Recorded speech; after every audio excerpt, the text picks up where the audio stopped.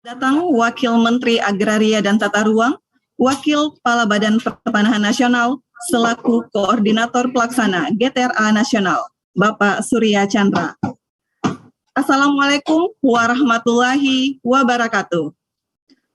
Selamat pagi, salam sejahtera untuk kita semua.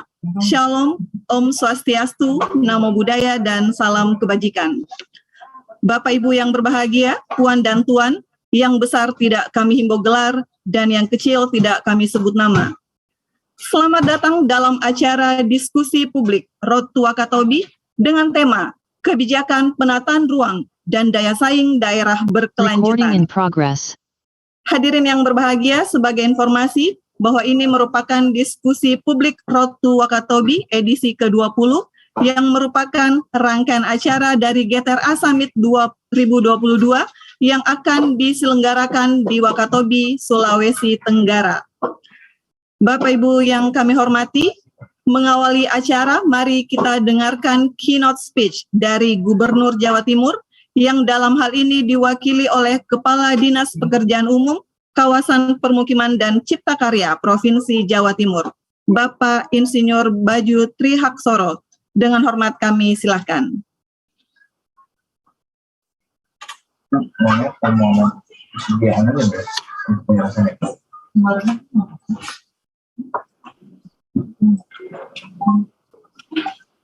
Terima kasih, Ibu Panitia. Sudah dengar, Ibu? Siap, sudah Pak. Silakan Pak. Oh, maaf, saya dapat dulu.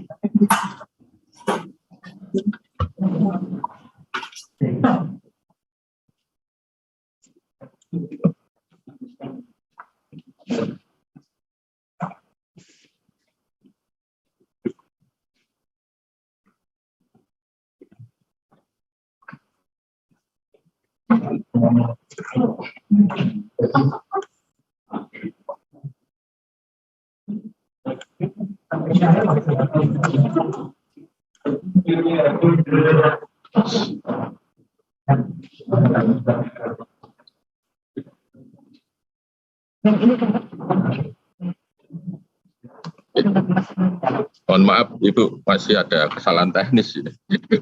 Mau nunggu sebentar aja. Ya Pak, Pak, silakan Pak.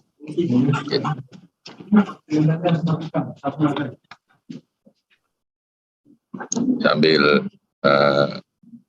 disiapkan tayangnya, saya sampaikan bahwa Ibu Gubernur, mohon maaf nggak bisa hadir karena masih berada di Banjarmasin dalam rangka misi dagang Provinsi Jawa Timur, sehingga mewakilkan saya selaku Kepala Dinas PRKP dan Cipta Karya Provinsi Jawa Timur. Assalamualaikum warahmatullahi wabarakatuh. Salam sejahtera bagi kita semua. Salam, Om Swastiastu, Namo Buddhaya, dan salam kebajikan.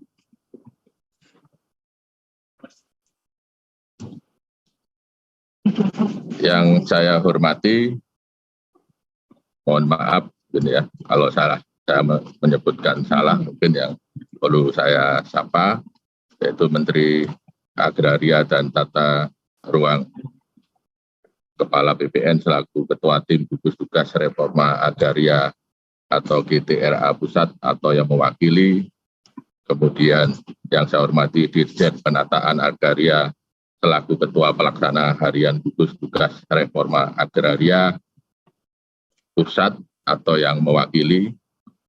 Kemudian yang saya hormati para narasumber, yaitu yang terhormat Wakil Ketua Umum Koordinator Bidang Kemaritiman dan Investasi Kadin, kemudian yang saya hormati KPPOD, yang saya hormati Dirjen Tata Ruang Kementerian ATR BPN, yang saya hormati Dirjen Kendalian dan Penertiban Tanah dan Ruang Kementerian ATR BPN, dan yang saya hormati Satgas Percepatan Sosialisasi Undang-Undang Cipta Kerja, yang saya hormati Deputi Bidang Pengembangan Iklim Penanaman Modal Kementerian Investasi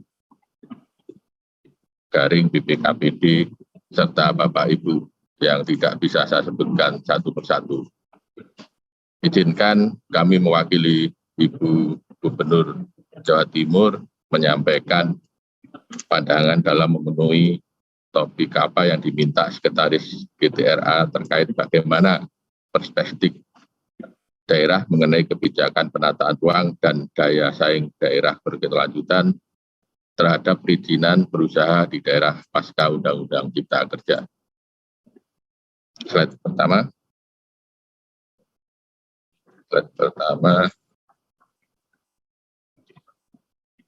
Ya.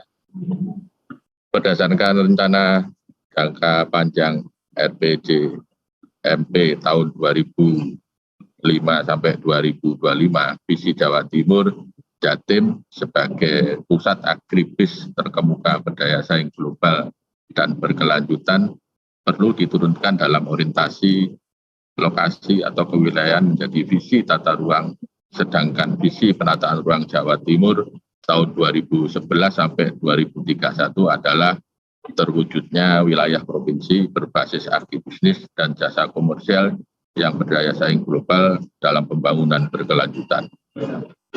Tujuan penataan ruang ini diwujudkan berdasarkan 4 asas, yaitu aman, nyaman, produktif, dan berkelanjutan. Dengan demikian, esensi Pemprov Jatim sejak tahun 2010 memang telah merencanakan pembangunan wilayahnya berperspektif daya saing global dan berkelanjutan. Lanjut. Demikian Bapak Ibu, bahwa pasal per pasal dari Undang-Undang Cipta Kerja ini mengamanatkan kepada kita begitu pentingnya peningkatan ekosistem investasi kegiatan berusaha dari semua pemangku kepentingan stakeholder. Sesuai dengan asas Undang-Undang Cipta Kerja nomor 11 tahun 2020, pasal per pasal sudah ada kepastian terkait ekosistem investasi maupun kegiatan berusaha. Lanjut.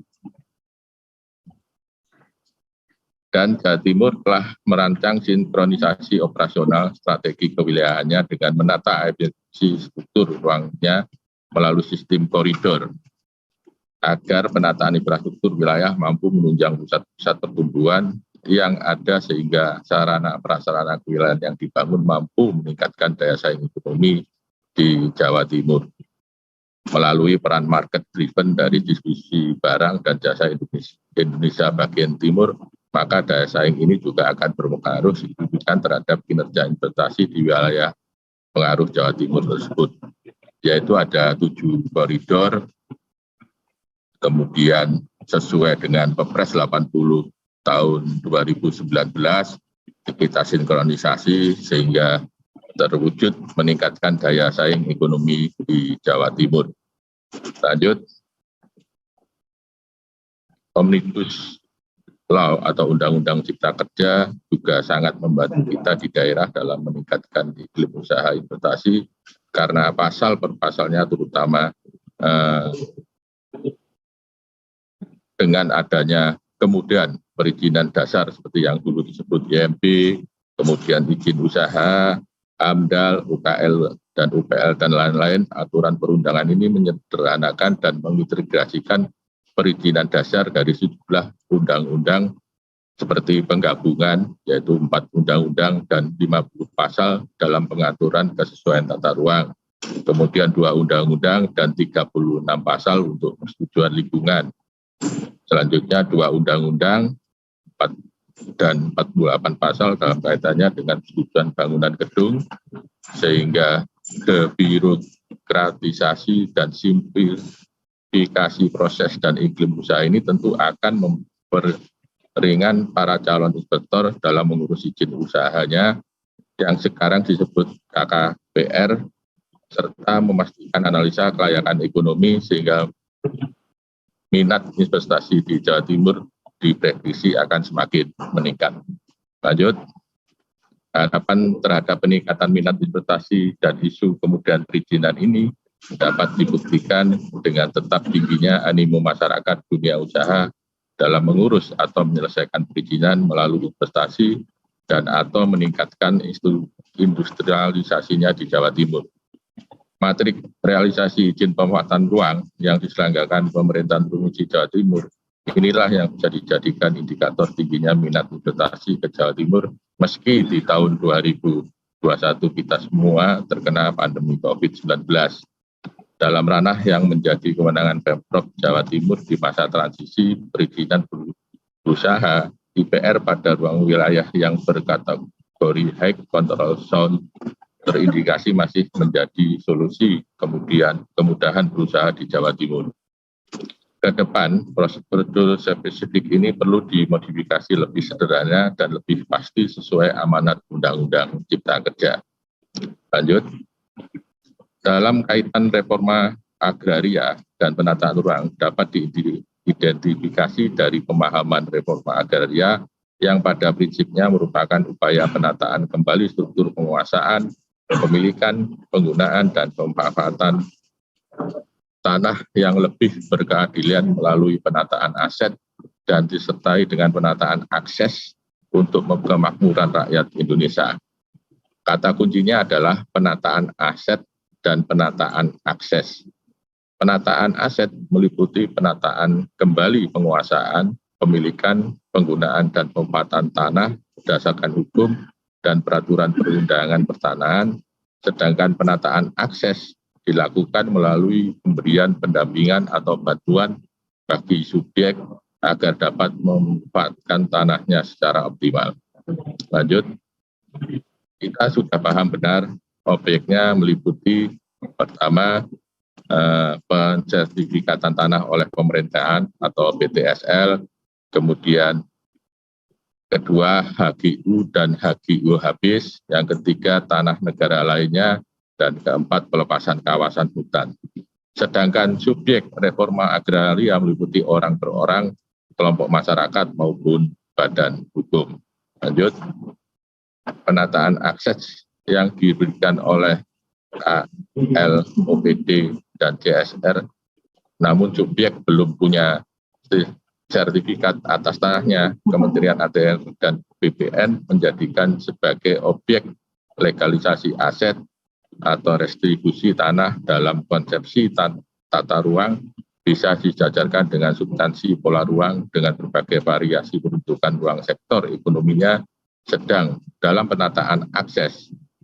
Untuk tanah yang telah diberikan sertifikat melalui legalisasi aset dan restribusi tanah oleh Kementerian ATR BPN ditindaklanjuti dengan penataan akses oleh KL, OPD, dan CSR sebagai penyempurnaan dari sinkronisasi pola dan struktur ruang dalam pemberian sertifikat tanah.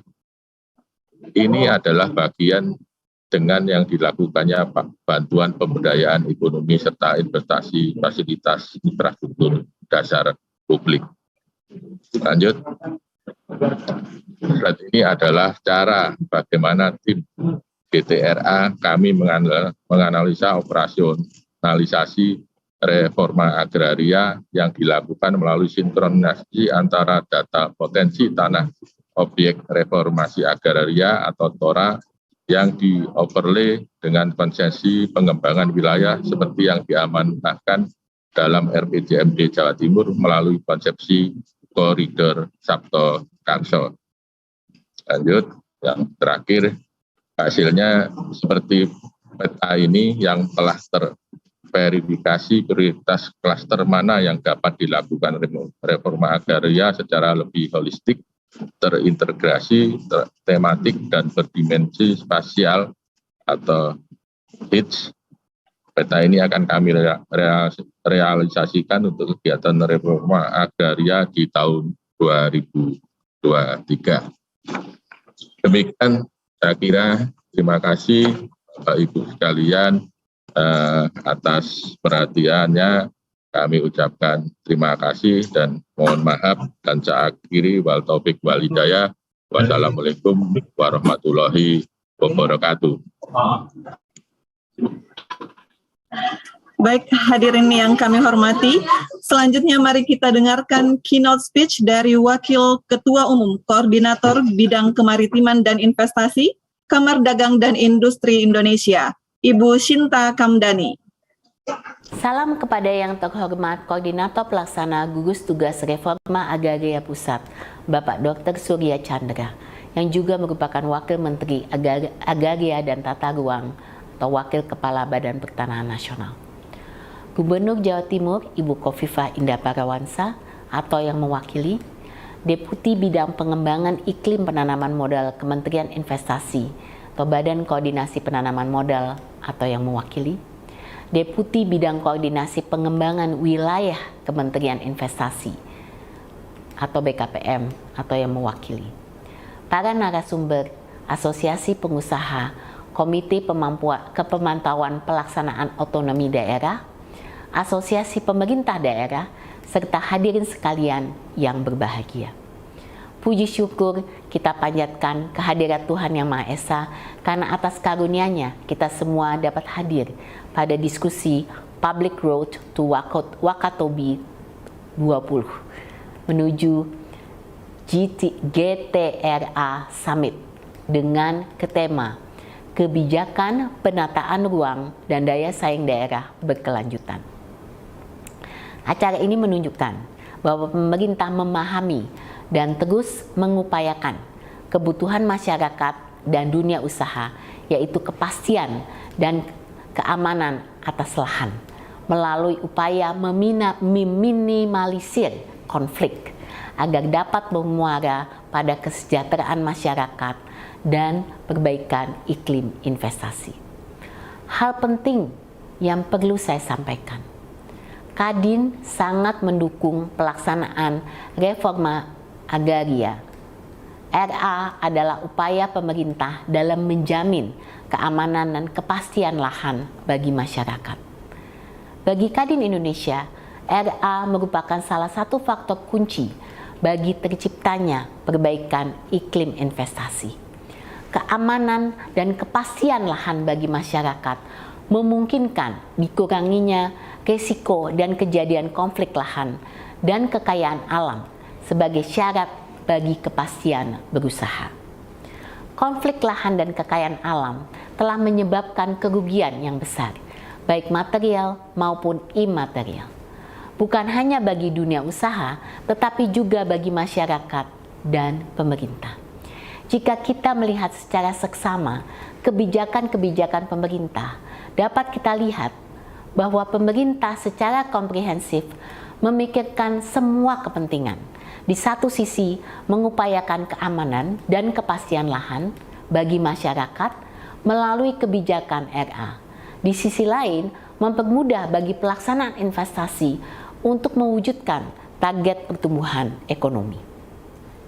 Kadin sangat mengapresiasi upaya-upaya yang dilakukan pemerintah memperbaiki iklim investasi dalam konteks daya saing daerah melalui upaya harmonisasi penataan ruang dan perbaikan tata kelola perizinan. Wilayah Indonesia yang luas, kemajemukan sosial dan budaya, kondisi rawan bencana di sebagian besar daerah, dampak perubahan iklim, serta belum meratanya kapasitas teknologi, informasi, dan komunikasi menjadi tantangan besar bagi pemerintah dalam melaksanakan RA dan perbaikan iklim investasi melalui penerapan perizinan berusaha berbasis risiko, merujuk Undang-Undang Cipta Kerja bagi pelaku usaha. Sebagai penutup, saya yakin bahwa kolaborasi semua pihak mutlak diperlukan untuk mendorong pelaksanaan RA dan perbaikan iklim investasi secara efektif. Melalui diseminasi regulasi dan kebijakan pemerintah terkait secara luas, peningkatan kapasitas sumber daya manusia, penanganan konflik lahan dan kekayaan alam, serta secara independen, serta memberikan insentif bagi pelaku usaha dan masyarakat untuk mengadopsi praktek-praktek bisnis yang berwawasan lingkungan demi tercapainya pembangunan yang adil, inklusif, dan berkelanjutan. Demikian yang bisa saya sampaikan. Mudah-mudahan momen ini menjadi sebuah momen yang penting sebagai batu loncatan bagi optimalisasi pelaksanaan kebijakan reformasi agraria dan perbaikan iklim investasi. Baik, terima kasih. Selanjutnya hadirin yang berbahagia, kita melangkah ke acara berikutnya, yaitu sambutan pembuka yang akan disampaikan oleh Wakil Menteri Agraria dan Tata Ruang, Wakil Kepala Badan Pertanahan Nasional, selaku Koordinator Pelaksana GTRA Nasional. Kepada Bapak Surya Chandra, kami silahkan. Terima kasih, Ibu. Assalamualaikum warahmatullahi wabarakatuh. Selamat pagi, Ibu Bapak sekalian. Salam sejahtera buat kita semua. Saya kira diskusi ini akan menunjukkan dua hal penting ya. Yang pertama terkait dengan peluang dan tantangan kebijakan penataan ruang pasca Undang-Undang Cipta Kerja dan implikasinya bagi daya saing daerah yang berkelanjutan. Yang kedua terkait pula dengan faktor pendukung dan penghambat implementasi kebijakan penataan ruang pasca Undang-Undang Cipta Kerja, khususnya berkaitan dengan penyelenggaraan perizinan berusaha di daerah. Nah, dua hal ini menjadi bahasan yang cukup penting dan saya kira banyak pihak terlibat. Itulah yang membuat kami menghubungi KPPOD, Komite Pemantauan Pelaksanaan Otonomi Daerah. Mereka inilah yang dari dulu ya saya tahu mengadvokasi soal-soal otonomi daerah. Sebagian pihak melihat Undang-Undang Cipta Kerja seperti mau menghapus sebagian dari otonomi daerah. Nah, KPPOD ini adalah yang ikut juga memantau proses itu. Nanti kita diskusikan, memang apakah betul, sejauh mana, bagaimana cara kita merespon situasi yang berkembang tersebut. Nah, harmonisasi kebijakan penataan ruang menjadi kunci yang menentukan dinamika pembangunan, khususnya di daerah, termasuk ikhtiar meningkatkan investasi dan tata kelola di daerah itu sendiri. Nah, dalam konteks kemudahan berusaha, rencana tata ruang sebagai tatakan atau alas dalam setiap arah pembangunan yang merupakan bagian dari upaya penyederhanaan persyaratan dasar perizinan berusaha itu sendiri. Nah, dalam rangka itulah memang Undang-Undang Cipta Kerja memuat terobosan dengan beberapa ketentuan, seperti misalnya simplifikasi izin lokasi menjadi kesesuaian kegiatan pemanfaatan ruang, kewenangan penyelenggaraan dan pelaksanaan izin, simplifikasi tata ruang daerah, serta dasar hukum kebijakan DTR melalui peraturan kepala daerah Perkada. Dulu harus melalui proses politik di DPRD, jadi harus perda seperti itu. Sekarang bisa cukup dengan Perkada. Nah, harapannya memang semua itu mampu menghadirkan kemudahan dan kepastian dalam perizinan usaha. Tapi kita tahu ini belum tentu seperti itu peristiwanya. Nah, catatan dalam diskusi ini barangkali bisa menjadi masukan apa saja dari lapangan. Jadi kami sudah mengundang semua teman-teman ATR BPN di seluruh Indonesia. Sebagian bisa bergabung pagi ini. Sebagian juga kita undang pemerintah daerah. Nanti ada para penanggap itu yang terlibat adalah teman-teman atau kepala daerah yang memang punya organisasi. Asosiasi Kepala Daerah, jaringannya KPPOD juga turut diundang. Mudah-mudahan dengan diskusi hari ini kita bisa memberikan masukan ya dan rekomendasi kebijakan apa yang tepat bagi pemerintah pusat khususnya. Kami dari ATR BPN siap memfasilitasi, siap mendukung supaya memang cita-cita Undang-Undang Cipta Kerja sungguh terwujud, yaitu bagaimana penyelenggaraan perizinan berusaha yang berbasis risiko serta kebijakan penataan ruang yang optimal sesuai dengan prinsip pembangunan daerah yang lebih berkelanjutan. Terima kasih. Saya akan ikuti terus diskusi ini sampai akhir dan mudah-mudahan nanti bisa ikut memberikan catatan di penutupnya. Terima kasih. Wassalamualaikum warahmatullahi wabarakatuh. Baik, terima kasih kepada Bapak Wamen yang telah memberikan sambutan pembuka. Baik, hadirin yang berbahagia, selanjutnya kita akan memasuki agenda diskusi publik Road to Wakatobi yang pada hari ini mengangkat tema kebijakan penataan ruang dan daya saing daerah berkelanjutan. Dan telah hadir bersama kita para narasumber dan juga para penanggap yang nantinya akan diperkenalkan oleh moderator. Untuk itu langsung saja kami undang moderator pada hari ini yang merupakan program asisten atau policy analyst di Komite Pemantauan Pelaksanaan Otonomi Daerah. Kepada Ibu Michiko Tambunan kami silakan. Baik, terima kasih sekali Bu Cida. Selamat pagi Bapak Ibu sekalian, perkenalkan saya Michiko Tambunan, analis kebijakan dari KPPOD. Dan saya akan menemani Bapak Ibu sekalian untuk memandu jalannya sesi paparan diskusi kita di diskusi pada pagi hari ini Bapak Ibu sekalian.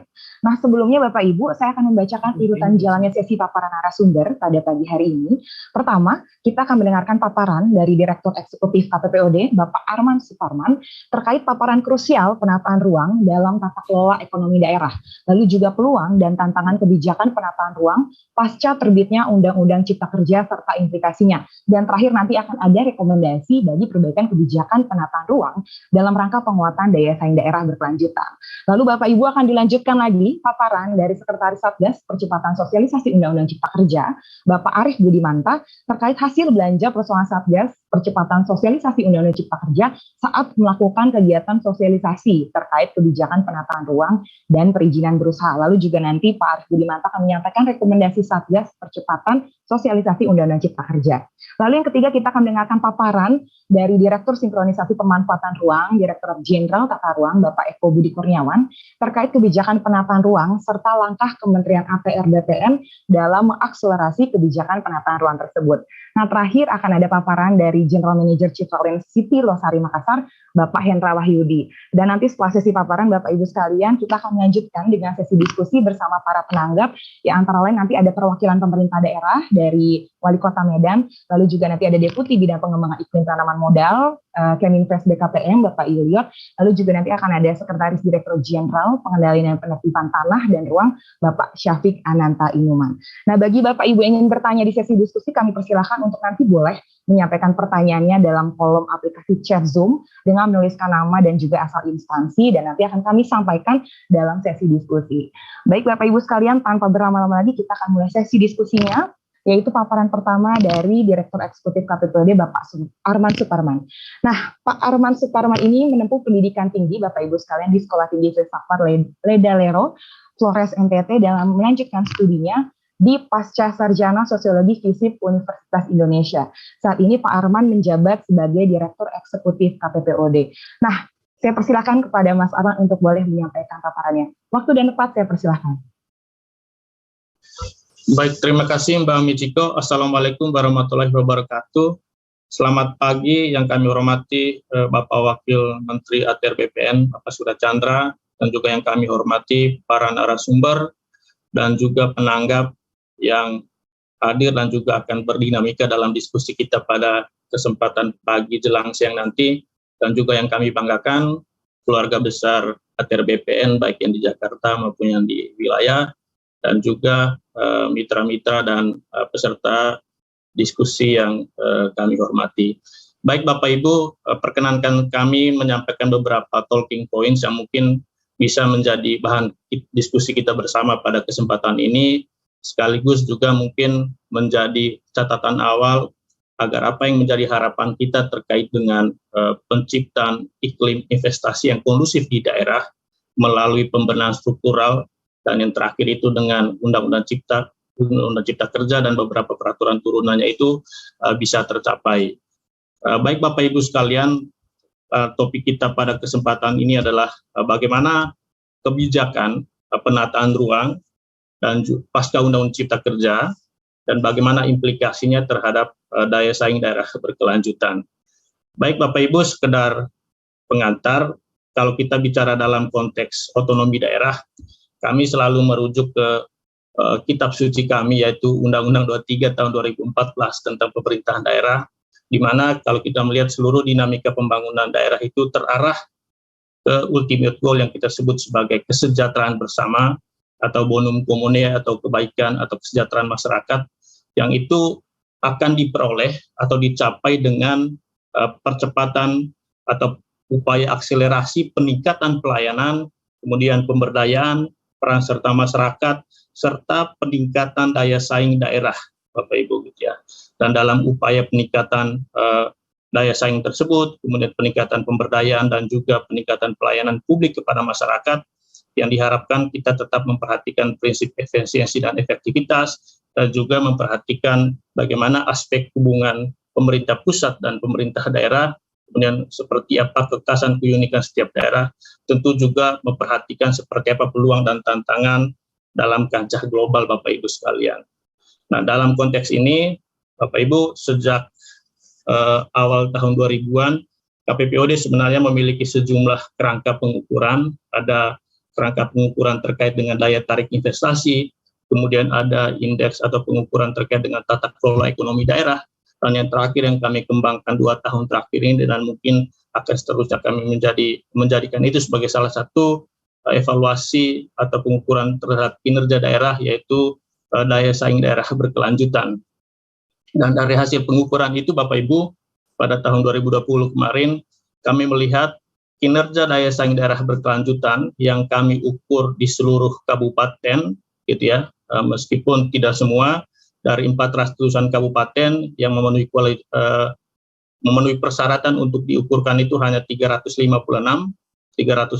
kabupaten, dan hasilnya adalah ternyata memang kinerja daya saing daerah berkelanjutan kita itu masih pada level sedang, gitu ya. Kalau kita melihat kategori atau level daya saing daerah berkelanjutan yang merujuk ke apa yang telah dikeluarkan oleh Badan Riset dan Inovasi Nasional, kita memang masih berada pada level sedang.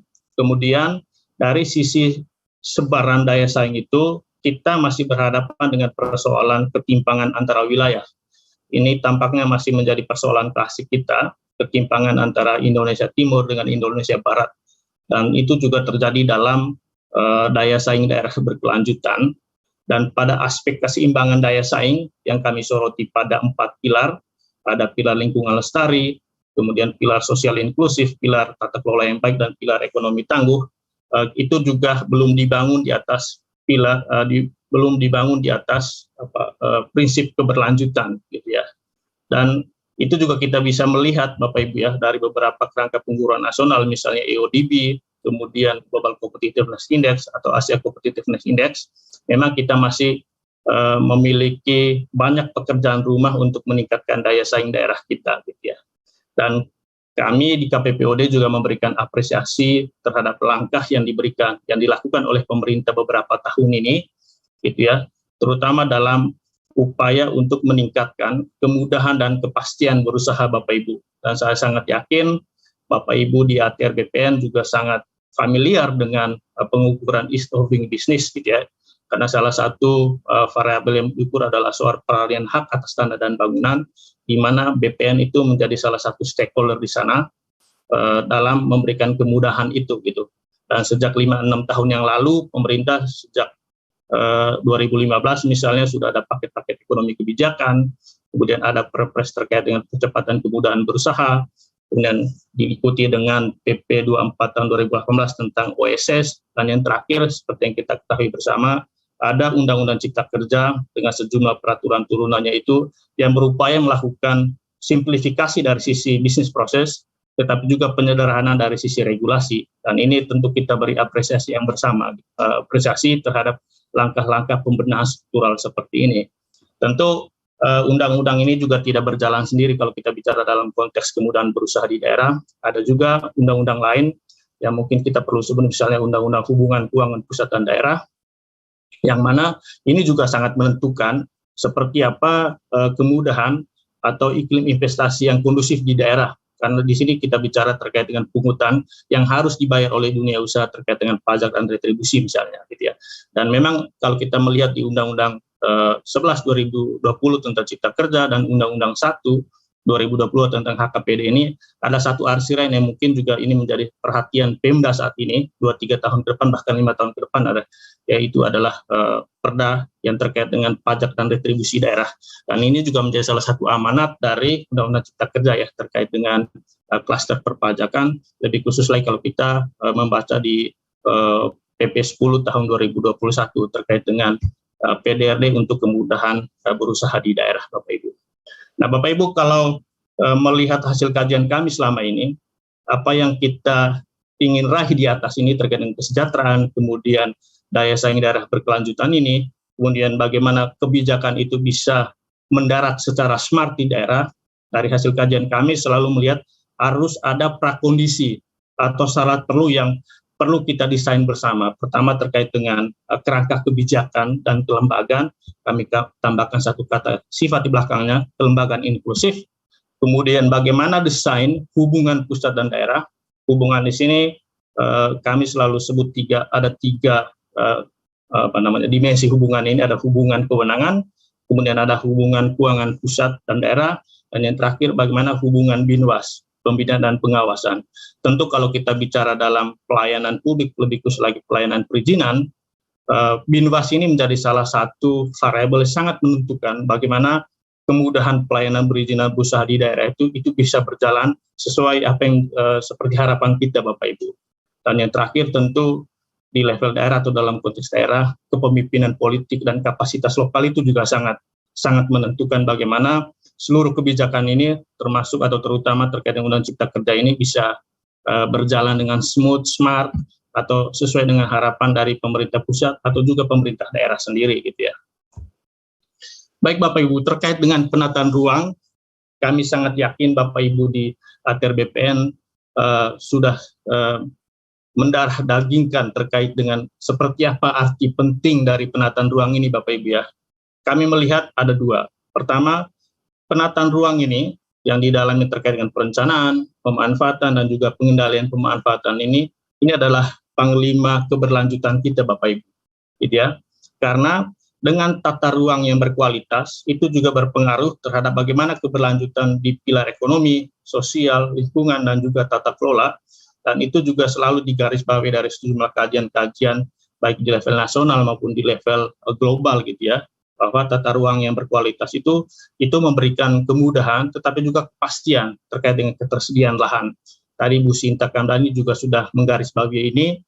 Kemudian terkait dengan pilar sosial, tata ruang yang berkualitas juga sangat memberikan kepastian terkait dengan bagaimana akses masyarakat, terutama kelompok-kelompok rentan untuk mendapatkan lahan, atau juga berkontribusi dalam kegiatan ekonomi di atas lahan yang sudah ditentukan bersama. Kemudian yang ketiga terkait dengan lingkungan, tentu juga dengan tata ruang yang berkualitas, mulai dari RT/RW sampai RDTR, itu juga sangat menentukan seperti apa keberlanjutan lingkungan. Dan yang paling penting bagaimana dengan tata ruang ini kita bisa memitigasi potensi risiko bencana di masa depan gitu ya. Dan di aspek tata kelola Bapak Ibu, tentu kalau kita membaca Undang-Undang Cipta Kerja, kemudian PP 21, kemudian Permen 13 ATR BPN misalnya, bagaimana kepentingan stakeholder itu juga bisa diakomodir. Dengan demikian, apa yang kita harapkan terkait dengan kolaboratif governance ini, itu bisa tercermin atau terimplementasi ke dalam seluruh penyelenggaraan penataan ruang, mulai dari perencanaan, pemanfaatan, sampai pengendalian pemanfaatan Bapak Ibu. Nah, dalam konteks kemudahan perizinan, tadi Pak Wakil Menteri sudah menyampaikan bahwa sebagai tatakan pembangunan, itu juga sangat menentukan, terutama bagaimana upaya kita mensimplifikasi perizinan berusaha, lebih khusus lagi terkait dengan persyaratan dasar di tata ruang, yang sekarang diubah dari izin lokasi menjadi persetujuan atau konfirmasi kesesuaian pemanfaatan ruang. Jadi dengan tata ruang yang berkualitas itu juga berdampak terhadap seperti apa simplifikasi di pelayanannya, tetapi juga itu juga memiliki timbal balik dengan kualitas penataan ruang gitu ya. Artinya dengan kehadiran Undang-Undang Cipta Kerja ini kami melihat upaya yang begitu besar dari pemerintah pusat terutama gitu ya, untuk memperbaiki lagi kualitas rencana tata ruang kita mulai dari RT/RW sampai RDTR, yang itu sekiranya bisa berdampak terhadap upaya di sisi lainnya, yaitu simplifikasi pelayanan perizinan. Karena dengan adanya RDTR digital misalnya, para pelaku usaha atau pemohon terkait dengan kesesuaian pemanfaatan ruang ini, itu tidak berurusan lagi dengan prosedur-prosedur yang terjadi sebelum Undang-Undang Cipta Kerja, tetapi kita hanya berhadapan dengan platform digital, mengkonfirmasi dengan RDTR digital, atau mengajukan persetujuan pemanfaatan ruang jika memang belum memiliki RDTR digital. Nah, itu bisa tercapai Bapak Ibu kalau kita melihat beberapa dokumen yang terkait dengan prinsip perencanaan tata ruang. Ada beberapa prinsip yang tentu kita perlu perhatikan. Pertama, prinsip demokratis, artinya dengan penataan ruang itu bisa terarah kepada hajat hidup orang banyak. Kemudian prinsip subsidiaritas yang kami lihat dalam konteks otonomi daerah ini mungkin menjadi salah satu prinsip yang perlu kita highlight ya Bapak Ibu ya. Karena dengan prinsip subsidiaritas ini, inisiatif kebutuhan lokal atau konteks-konteks tertentu di lokal itu perlu diperhatikan dalam seluruh perencanaan tata ruang, bukan hanya perencanaan di level lokal, tetapi juga perencanaan di level nasional. Karena perencanaan di level nasional, sebagaimana amanat Undang-Undang Cipta Kerja sendiri kan, itu menjadi referensi bagi seluruh perencanaan tata ruang, baik di level provinsi, maupun di level kabupaten kota, ataupun di kawasan-kawasan strategis gitu ya. Jadi inisiatif atau kebutuhan lokal, ya. Waktu 2 menit lagi, Pak. Oh ya, memang tinggal di NA-nya aja gimana. Ya. Terima kasih Mbak Mijiko. Oke, dan yang berikutnya prinsip integrasi, dan tentu kalau kita melihat di Undang-Undang Cipta Kerja itu sudah diatur ya terkait dengan integrasi sejumlah rencana tata ruang gitu. Kemudian proporsional, dan yang terakhir tentu prinsip kehati-hatian. Dan ini juga menurut kami kalau kita melihat prinsip atau paradigma berbasis risiko, ini juga tentu menjadi perhatian kita semua, karena penentuan tingkat risiko itu kan juga ditentukan oleh aspek keselamatan, lingkungan, gitu ya, kesehatan, yang bagi kami ini juga ditentukan atau sangat menentukan seperti apa perencanaan tata ruang kita, gitu Bapak Ibu. Baik, terkait dengan penataan ruang ini sendiri Bapak Ibu, ini salah satu kerangka pengukuran yang selalu dibuat oleh KPPOD, tata kelola ekonomi daerah. Dan dalam tata kelola ekonomi daerah itu ada 10 variabel yang menentukan. Yang pertama itu adalah biaya transaksi, di sini kita bicara pada retribusi, dan ada perizinan berusaha, dan ada salah satu yang mungkin menjadi topik kita hari ini adalah terkait dengan akses lahan Bapak Ibu, gitu ya. Dan di akses lahan ini tentu kalau dalam kerangka pengukuran ease of doing business, itu terkait dengan peralihan hak atas tanah dan bangunan. Dan dari kajian kami sendiri, di luar kajian TKED ini Bapak Ibu, di tahun 2017 kita coba mengcapture seperti apa ease of doing business di 10 kota bisnis utama. Salah satu persoalan mendasar pada waktu itu adalah soal bagaimana prosedur pendaftaran hak atas tanah dan bangunan di BPN, kemudian pendaftaran sertifikat yang masih membutuhkan waktu yang sangat lama pada tahun 2017 ya Bapak Ibu. Tentu dalam beberapa tahun ini itu juga sudah dilakukan pembenahan oleh ATR BPN gitu ya. Tentu dengan kehadiran Undang-Undang Cipta Kerja ini juga itu juga berpengaruh terhadap prosedur-prosedur di peralihan hak atas tanah dan bangunan gitu ya. Karena kalau lihat di urutan di ease of doing business itu pengecekan sertifikat itu menjadi prosedur pertama, dan yang terakhir itu adalah pendaftaran hak atas tanah dan bangunan itu. Dan dari sisi waktu di sejumlah daerah waktu itu bahkan melebihi waktu sampai 90 hari gitu ya, keseluruhannya gitu Bapak Ibu. Dan ini tentu menjadi perhatian kita bersama, terutama di ATR BPN sendiri gitu. Baik Bapak Ibu, ini saya lanjutkan saja karena ini adalah paradigma yang kita sudah ketahui bersama bahwa dengan Undang-Undang Cipta Kerja ini, tidak semua usaha itu nanti wajib mengurus perizinan, tetapi yang berisiko tinggi yang diwajibkan mengurus izin, sementara yang berisiko rendah, menengah rendah atau menengah tinggi, itu hanya mengurus NIB dan juga sertifikat standar gitu ya. Dan itu kita bisa baca secara detail di PP 5 tahun 2021. Dan bagi kami Bapak Ibu, faktor penentu terimplementasikannya dengan baik Undang-Undang Cipta Kerja dan sejumlah PP ini, terutama PP 5, PP 6, PP 16, kemudian PP 21 dan PP 22, itu pertama soal bagaimana kualitas kebijakan, kelembagaan, dan juga digitalisasi yang terintegrasi di pemerintah pusat sendiri. Kemudian yang kedua, bagaimana kebijakan, kelembagaan, dan juga sarana prasarana terkait dengan platform digital di daerah. Dan dari hasil asesmen kami Bapak Ibu, pertama terhadap kebijakan penataan ruang itu sendiri, patut kami akui ini memang memberikan simplifikasi ya, simplifikasi perizinan. Karena kalau ada RDT digital, kami sebagai pemohon misalnya baik untuk kegiatan berusaha atau non berusaha cukup mengkonfirmasi lokasi kegiatan dengan RDT digital. Tapi kalau belum memiliki RDT digital, itu baru melalui prosedur persetujuan pemanfaatan ruang yang diajukan kepada pemerintah pusat. Kemudian ini juga disampaikan oleh Pak Wamen tadi bahwa sudah ada perubahan dasar hukum RDTR yang bagi kami ini mungkin menjadi solusi terkait dengan mandeknya proses pembahasan Perda RDTR selama ini, gitu ya. Hanya ini mungkin jadi salah satu catatan Pak Wamen dan Bapak Ibu sekalian, daerah mengeluhkan terkait dengan persetujuan substansi dari Kementerian ATR BPN dan Kementerian sektoral lainnya. Kalau membaca PP 21 dan juga Permen ATR BPN nomor 13, kami melihat di situ sudah ditentukan waktunya, gitu ya, persetujuan substansi itu, gitu ya. Hanya mungkin ke depan bagaimana sistem informasi itu tersampaikan ke daerah dan bagaimana Kementerian ATR BPN sendiri juga menetapi SOP itu terutama terkait waktu itu sehingga daerah memiliki kepastian terkait dengan waktu untuk mendapatkan persetujuan substansi untuk peraturan kepala daerah RDTR, Bapak Ibu, gitu ya. Kemudian satu catatan utama kami ini Pak Wamen terkait dengan kewenangan. Ya, kalau membaca Undang-Undang Cipta Kerja khususnya terkait dengan penataan ruang gitu ya, undang-undang ini memang sangat menegaskan, menggarisbawahi pemerintah pusat sebagai pemegang kewenangan penyelenggaraan urusan pemerintahan, gitu ya. Dan itu sangat nampak di penyelenggaraan penataan ruang sendiri yang bagi kami ini sudah menghilangkan atau menggerus kewenangan daerah ini Pak Wamen. Dan kalau kami coba lokalisir dari perencanaan, kemudian pemanfaatan dan pengendalian pemanfaatan, tampaknya daerah itu hanya kebagian di perencanaan. Dalam hal ini penyusunan RT/RW dan juga penyusunan RDTR dan pembentukan RDTR digital.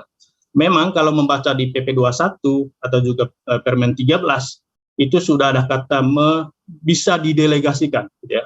Tapi bagi kami kata delegasi ini mirip dengan dekonsentrasi, jadi ada pelimpahan, tetapi kewenangan atau pemegang kewenangan utamanya ada di menteri. Sementara gubernur, bupati, dan wali kota ini hanya menjadi yang didelegasikan, yang dilimpahkan.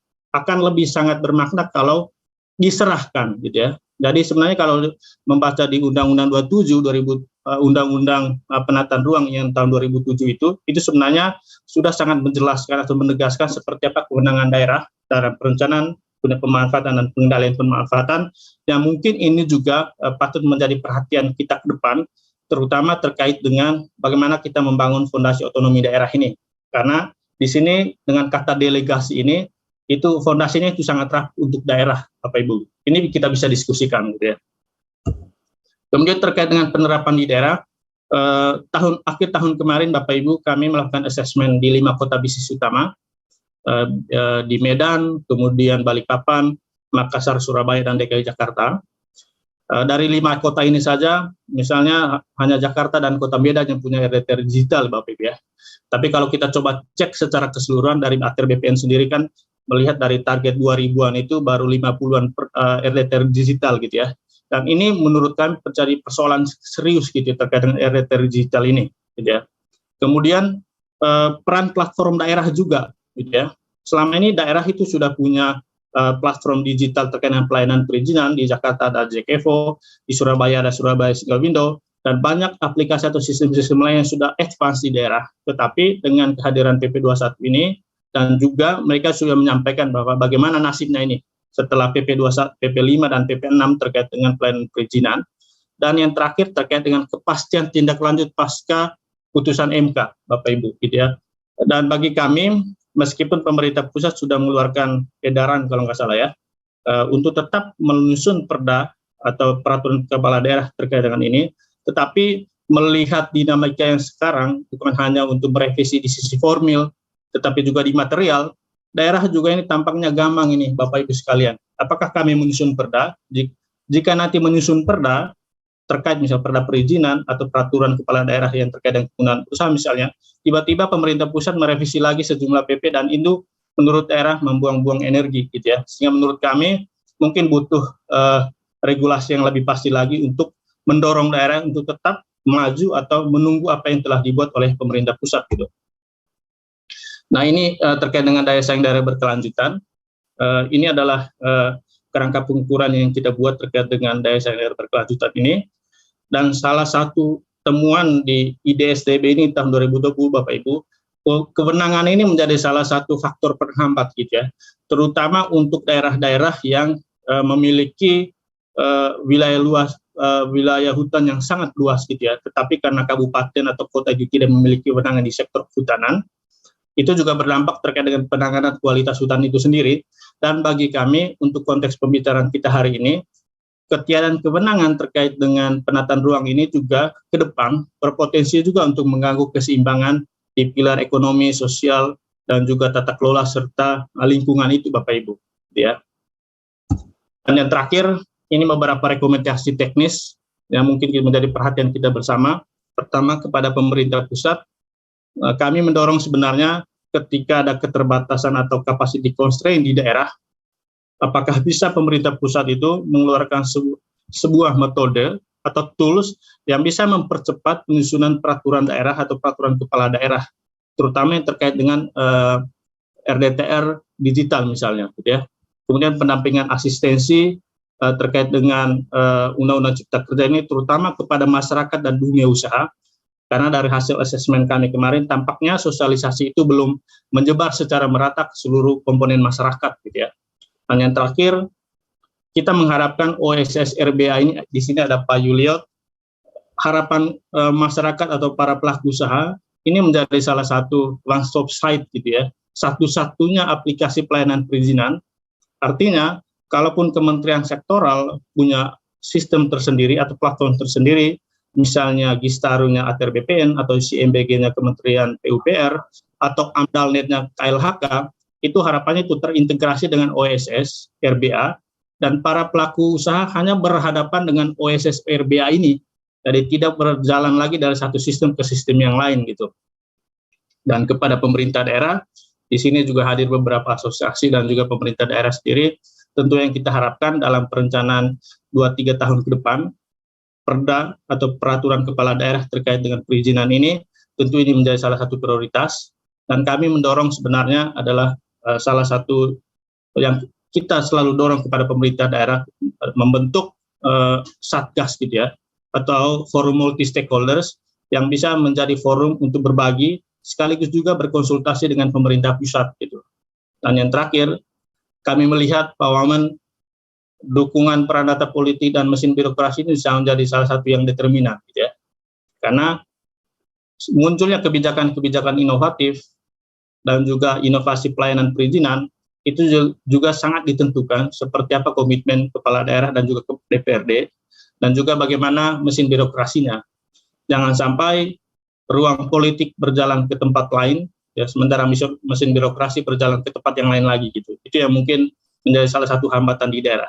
Di pemerintah pusat kita mengharapkan nggak terjadi seperti ini, gitu. Demikian Mbak Michiko, terima kasih. Baik, terima kasih sekali Pak Arman atas pemaparannya. Baik Bapak Ibu sekalian, kita akan lanjut ke paparan berikutnya yang akan disampaikan oleh Bapak Arief Budimanta. Pak Arief merupakan lulusan Institut Pertanian Bogor dan menamakan gelar sarjana ilmu tanah pada tahun 1990. Selanjutnya ia melanjutkan pendidikan program pasca sarjana di lingkungan Universitas Indonesia dengan konsentrasi ekonomi sumber daya alam. Lalu Pak Arief meraih gelar doktor dari Fakultas Ilmu Sosial dan Ilmu Politik Universitas Indonesia pada tahun 2006. Dan terakhir ia melanjutkan studi mengenai keuangan di University of Chicago, Senior Executive Program di Harvard Business School, serta ASEAN Rock Next Generation Opinion Leaders Program yang diselenggarakan oleh The Korea Foundation pada tahun 2015. Nah, selain menjabat sebagai Satgas Percepatan Sosialisasi Undang-Undang Cipta Kerja, beliau juga menjabat sebagai staf khusus Presiden dalam bidang ekonomi. Nah, baik, langsung saja silahkan Pak Arief Budimanta untuk menyampaikan paparannya. Waktu dan tempat saya persilahkan. Terima kasih Ibu Tambunan, Pak Wamen, Ibu Bapak semua yang terhormat dalam forum webinar di pagi hari ini. Kami sudah mengirimkan bahan ya, kalau memang bisa ditayangkan ditayangkan, tapi setidaknya kami menyampaikan ada beberapa hal ya. Slide berikutnya saja, slide yang pertama dulu ya.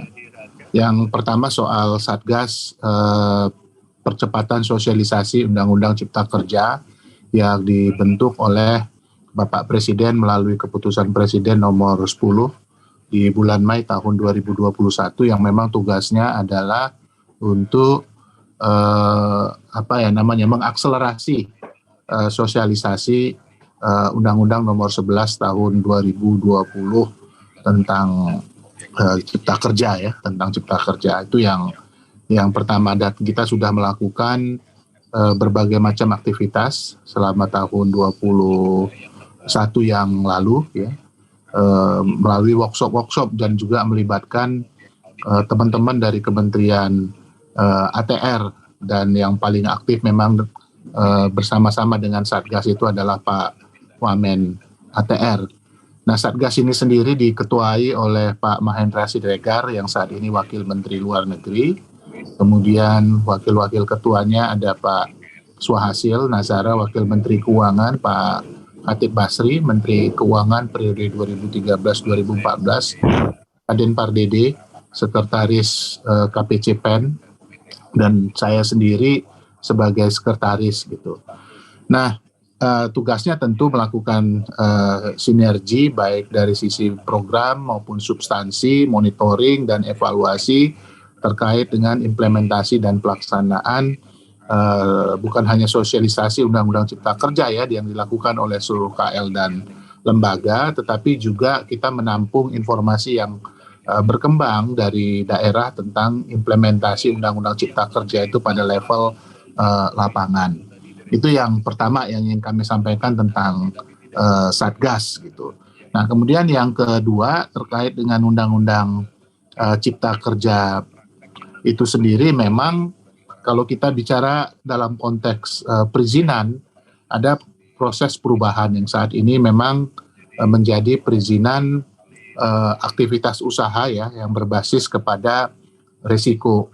Dan perizinan ini yang berbasis risiko dibagi atas perizinan rendah, berisiko rendah, sedang, sampai kemudian tinggi. Nah, di dalam proses perizinan itu ada tahapan-tahapan yang harus dilalui oleh seseorang yang melakukan ataupun segolongan orang ataupun badan yang melakukan aktivitas usaha. Yang pertama adalah menyelesaikan apa yang disebut dengan perizinan dasar. Kemudian yang kedua yang terkait dengan perizinan usaha itu sendiri. Nah, perizinan dasar itu setidaknya menyangkut 3 hal ya.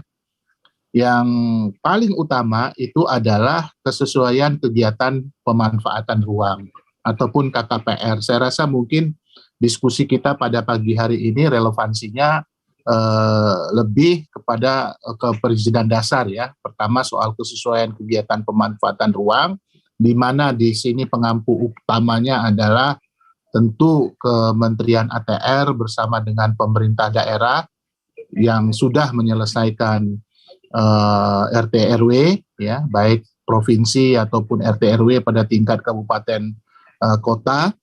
Kemudian yang kedua adalah persetujuan lingkungan, kemudian yang ketiga adalah persetujuan bangunan gedung. Dan kita tahu backbone dalam proses perizinan dasar ini ada di KKPR, di kesesuaian kegiatan pemanfaatan ruang. Nah, dalam proses konfirmasi KKPR ini, maka kemudian landasan yang paling utama yang dibutuhkan itu adalah penyelesaian dari rencana tata ruang ya, yang dimiliki oleh daerah, sehingga kemudian proses perizinan dasar itu khusus untuk konfirmasi penataan ruang itu tidak membutuhkan waktu lama sampai ke pusat gitu apabila kemudian RT RW ini bisa diselesaikan. Nah, pemerintah sendiri memang memiliki rencana untuk memfasilitasi proses penyelesaian RT RW di tingkat kabupaten, terutama agar proses-proses yang terkait dengan pelaksanaan Cipta Kerja, terutama perizinan berusaha dan KKPR ini bisa lebih cepat, karena ini adalah backbone dari perizinan berusaha. Itu yang kedua. Jadi untuk itu maka kemudian harapan kita agar kemudian ke depan tidak lagi terjadi proses tumpang tindih misalnya yang signifikan antara aktivitas usaha karena ini berbasis risiko, maka penyelesaian RT RW terutama pada tingkat kabupaten maupun kota ini menjadi penting untuk secara cepat diselesaikan. Nah, itu yang kedua ya, yang terkait dengan Undang-Undang Cipta Kerja yang khususnya terkait dengan penataan ruang gitu ya. Nah, kemudian yang ketiga yang paling penting juga yang ingin kami sampaikan dalam kesempatan ini adalah temuan Satgas. Temuan Satgas di halaman 8. Tolong di halaman 8 yang bagian ini. Jadi kalau kita lihat bahwa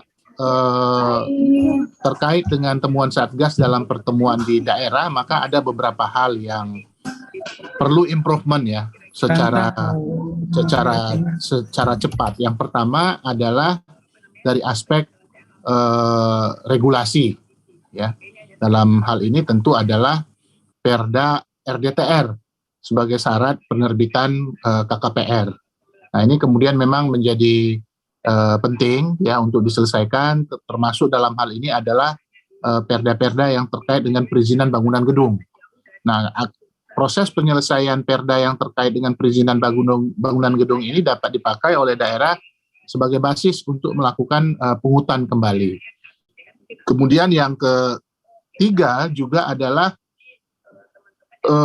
problematika ketiadaan tim profesi ahli atau TPA di beberapa daerah sebagai syarat penerbitan PBG. Tetapi ini memang bisa disiasatin berdasarkan undang-undang untuk memanfaatkan TPA. Kalau misalnya di wilayah kabupaten tersebut tidak tersedia, itu bisa memanfaatkan di wilayah kabupaten lain yang tersedia ataupun di wilayah provinsi, misalnya profesi ahli yang ada gitu.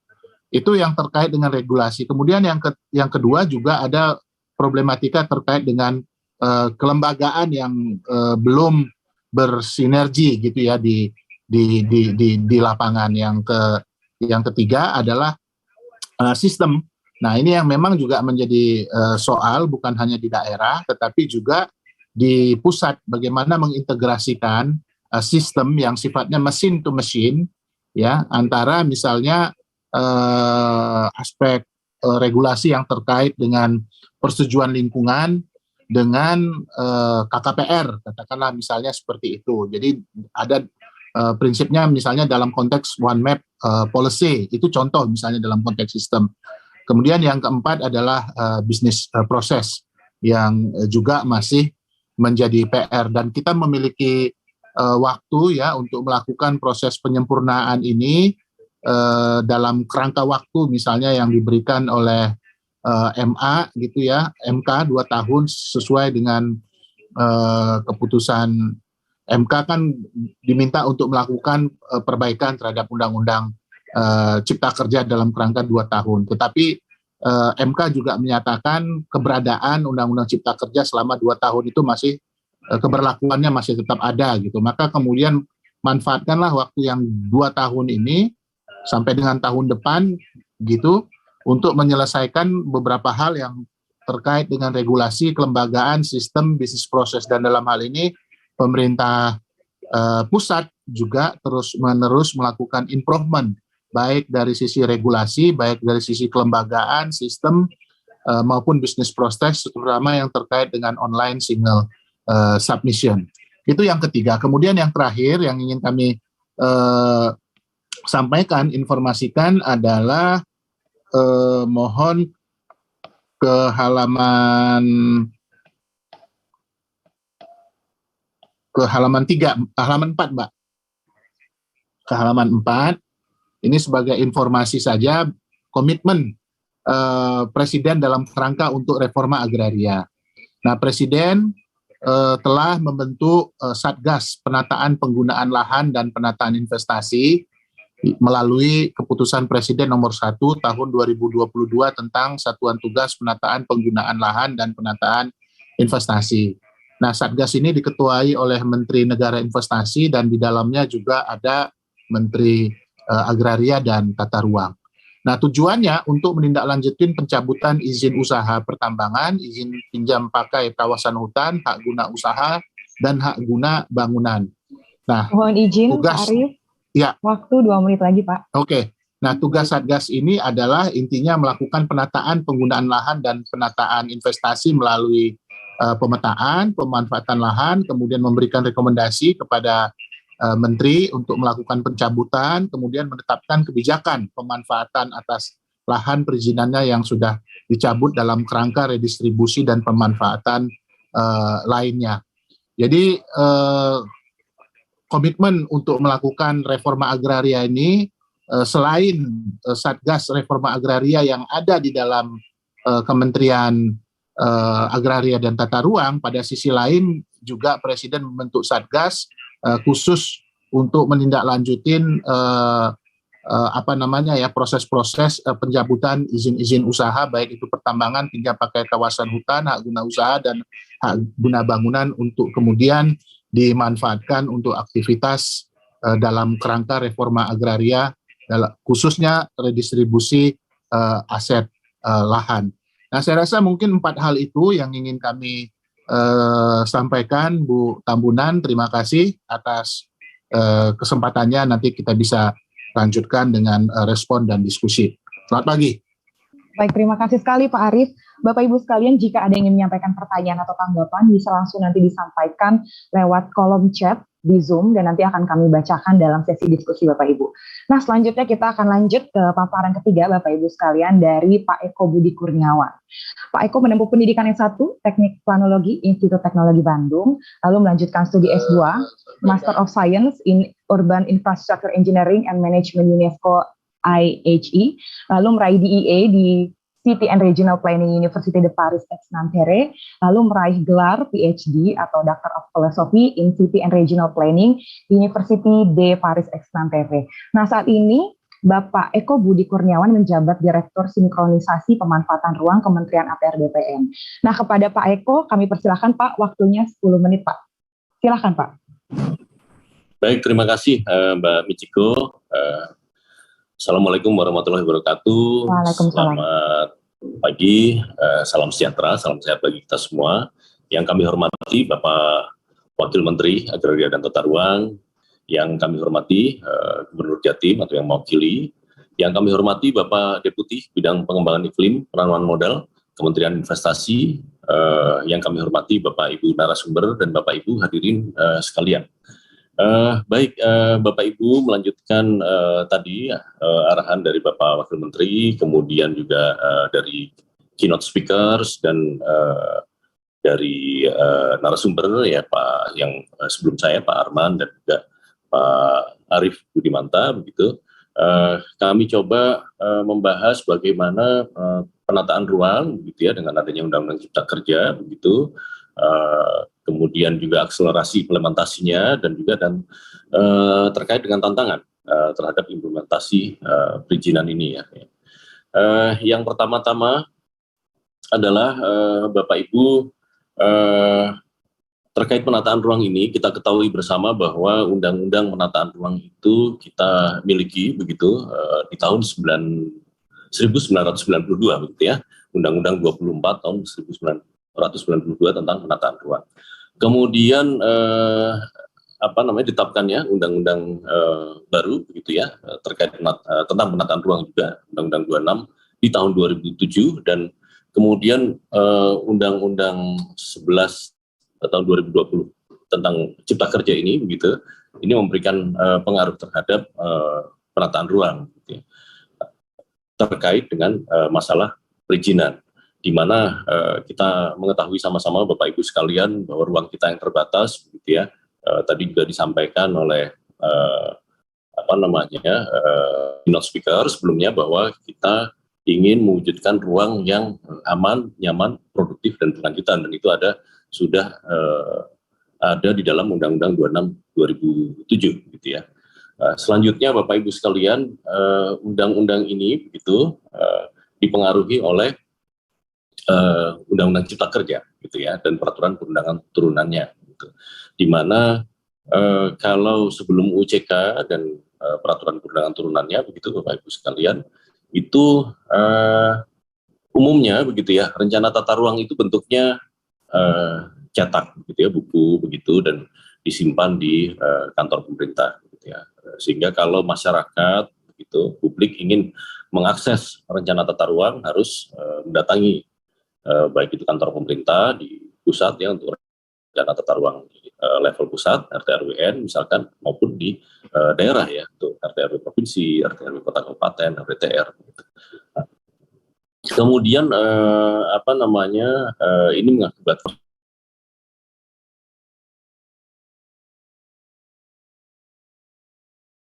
gitu ya. Nah, dengan Undang-Undang Cipta Kerja ini begitu, maka diharapkan rencana tata ruang ini dapat dengan mudah diakses gitu ya. Kemudian kemudian juga transparan begitu, sehingga memudahkan masyarakat untuk mengetahui bahwa bagi uang yang dia tinggali ini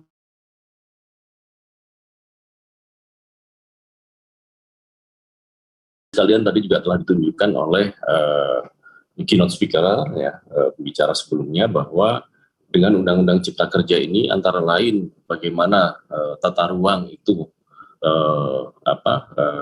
memiliki peran begitu ya, yang lebih dalam adalah adanya yang disebut sebagai KKPR, gitu, kesesuaian kegiatan manfaatan ruang.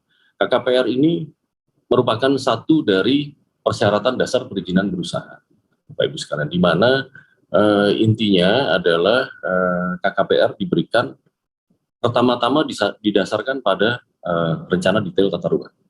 RDTR ini adalah rencana tata ruang yang levelnya paling detail, Bapak Ibu sekalian. Jadi kita punya beberapa level rencana tata ruang, begitu ya, mulai dari RT/RW nasional, begitu, sampai yang paling detail adalah rencana detail tata ruang, yakni 1 dengan skala 1/5.000. Gitu. Nah ini yang di dalam sistem OSS begitu terintegrasi begitu, sehingga diharapkan proses perolehan KKPR ini bisa dapat diberikan dengan cepat. Gitu. Nah apabila RDTR ini belum disusun, dan untuk kawasan-kawasan yang memang tidak disusun RDTR-nya, maka pemberian KKPR didasarkan pada rencana tata ruang di atasnya, gitu ya, baik itu rencana tata ruang wilayah kabupaten atau kota, begitu, hingga sampai ke RT/RW nasional. Gitu. Jadi tetapi ini tentu saja sistemnya dilakukan kajian tersendiri. Gitu ya. Kemudian selanjutnya hal ini telah kami tindak lanjuti, begitu, di bawah pimpinan Bapak Menteri, Bapak Wamen, juga ya, kami telah tindak lanjuti dengan penetapan 5 peraturan menteri, begitu ya, dan 1 sedang dalam proses, begitu, yang terkait dengan bagaimana rencana tata ruang ini di-adjust ya, sesuai dengan Undang-Undang Nomor 11 Tahun 2020, mulai dari prosedur penyusunan maupun penetapan, begitu ya, hingga pada KKPR dan juga basis datanya. Tadi Bapak Wamen telah menyampaikan gitu bahwa di sini juga telah diatur, Bapak Ibu sekalian, didasarkan dari PP 21 juga ya, di dalam permen-permen ini telah diatur misalkan bagaimana prosedur penyusunan dan penetapannya itu dilakukan simplifikasi gitu ya, dan proses-proses percepatan lainnya gitu ya, misalkan RDTR yang dulunya ditetapkan sebagai Perda sekarang ditetapkan sebagai Perkada gitu ya, dan beberapa aspek lainnya gitu ya. Jangka waktu penyusunannya kalau dulu 1 tahun untuk penyusunan rencana, 1 tahun untuk penetapan, sekarang 1 tahun untuk penyusunan rencana maupun penetapan, itu maksimal. Kalau bisa lebih cepat akan lebih baik. Lanjut, saya kira selanjutnya setelah dari Undang-Undang Cipta Kerja, kami telah mencoba menyusun peraturan perundangan turunannya, begitu, mulai dari PP 21 hingga permen-permen 11 sampai 15 tadi 2021, peraturan Menteri Agraria dan Tata Ruang atau Kepala BPN, gitu. Kami telah melakukan juga, gitu, di bawah pimpinan Bapak Dirjen Tata Ruang, beberapa akselerasi implementasi kebijakan penataan ruang. Antara lain transparansi penyelenggaraan penataan ruang, kemudian juga permasalahan SDM gitu, dan bagaimana KKPR ini diimplementasikan sebagai upaya perwujudan pemanfaatan ruang gitu ya, sehingga kita bersama-sama mewujudkan ruang yang aman, nyaman, produktif, dan berkelanjutan gitu ya. Nah ini Bapak Ibu sekalian, sosialisasi telah dilakukan. Juga FGD begitu ya, bimbingan teknis terhadap pemerintah daerah juga ya, telah dilakukan. Langsung banyak yang langsung dipimpin bahkan oleh Bapak Dirjen. Nah, kami kira sebagian besar dan harapan kami juga pemerintah daerah telah siap. Tadi Provinsi Jawa Timur telah menunjukkan begitu ya kesiapan mereka dalam pelaksanaan ini begitu. Kemudian juga kerjasama gitu ya, bagaimana agar penyelenggaraan penataan ruang dapat inklusif gitu ya. kerjasama juga dilakukan begitu dengan organisasi profesi, di sini khususnya dengan Ikatan Ahli Perencana, begitu IAP, kemudian dengan IGI, Ikatan Geografi Indonesia, dengan ASPI, Asosiasi Sekolah Perencanaan Indonesia, begitu ya, Forpimgeo dan sebagainya. Nah ini kerjasama yang telah kita lakukan dalam negeri dan juga untuk luar negeri ya. Kami sekarang sudah sedang melaksanakan misalkan adanya kegiatan yang disebut proyek RIPA. Nah selain itu Bapak Ibu sekalian, dalam rangka transparansi tadi kemudahan, memberikan kemudahan akses dan juga transparansi terhadap penataan ruang. Nah ini di kami tadi juga telah disebutkan itu oleh Bapak Wamen maupun pembicara sebelumnya adanya Jistaru begitu ya. Jistaru ini juga telah terintegrasi ke dalam sistem OSS begitu, sehingga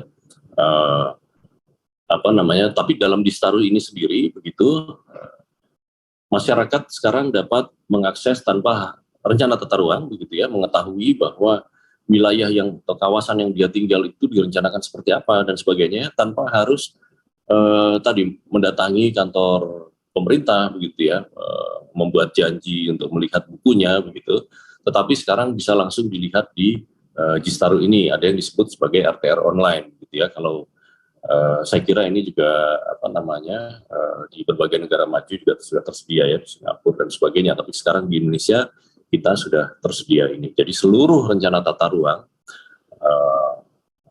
yang telah menjadi ditetapkan sebagai Perkada untuk RDTR maupun Perda untuk RT/RW kabupaten kota maupun provinsi begitu ya, itu dapat kita lihat di RTR online. Selain itu juga beberapa aplikasi-aplikasi lain yang membantu ya, seperti RDTR interaktif gitu ya, RTR Builder ya, Protaru ya, di mana masyarakat. Mohon izin Pak Eko, ya. Waktu 2 menit lagi Pak. Baik, terima kasih. Itu masyarakat dapat melihat gitu ya, sudah seberapa jauh rencana tata ruang itu, dan ini juga sekali lagi meningkatkan transparansi ya Bapak Ibu sekalian ya, sehingga masyarakat dapat mengetahui gitu ya penggunaan ruang untuk diarahkan sebagai